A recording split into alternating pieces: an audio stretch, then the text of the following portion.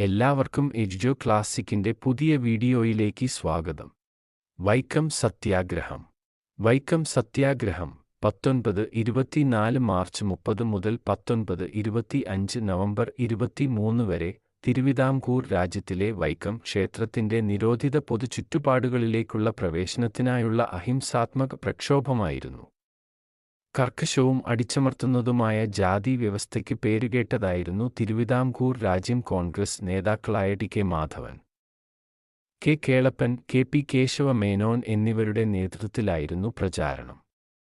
പ്രചാരണത്തിൽ പങ്കെടുത്ത മറ്റ് പ്രമുഖ നേതാക്കളിൽ ഇ. രാമസ്വാമി പെരിയാർ ഉൾപ്പെടുന്നു. വിവിധ സമുദായങ്ങളുടെയും വിവിധ പ്രവർത്തകരുടെയും സജീവമായ പിന്തുണയും പങ്കാളിത്തവും ഇത് ശ്രദ്ധിക്കപ്പെട്ടു. നാട്ടുരാജ്യമായ തിരുവിതാംകൂറിലെ ഒട്ടുമിക്ക മഹാക്ഷേത്രങ്ങളിലും താഴ്ന്ന ജാതിക്കാർക്ക്, അസ്പൃശ്യർ, പ്രവേശനം മാത്രമല്ല ചുറ്റുമുള്ള റോഡുകളിലൂടെ നടക്കാനും വർഷങ്ങളോളം വിലക്കുണ്ടായിരുന്നു. ഈഴവ കോൺഗ്രസ് നേതാവും ശ്രീനാരായണ ഗുരുവിന്റെ അനുയായിയുമായ ടി. കെ. മാധവൻ ആണ് ഈ പ്രക്ഷോഭം വിഭാവനം ചെയ്തത്.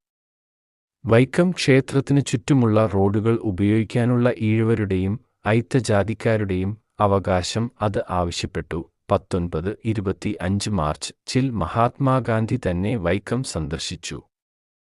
തിരുവിതാംകൂർ സർക്കാർ ഒടുവിൽ ക്ഷേത്രത്തിന് സമീപം താഴ്ന്ന ജാതിക്കാരുടെ ഉപയോഗത്തിനായി പുതിയ റോഡുകൾ നിർമ്മിച്ചു. എന്നിരുന്നാലും റോഡുകൾ വൈക്കം ക്ഷേത്രത്തിന്റെ സമീപ പ്രദേശങ്ങളിൽ നിന്ന് താഴ്ന്ന ജാതിക്കാരെ വേണ്ടത്ര അകറ്റി ക്ഷേത്രം താഴ്ന്ന ജാതിക്കാർക്ക് അടച്ചു.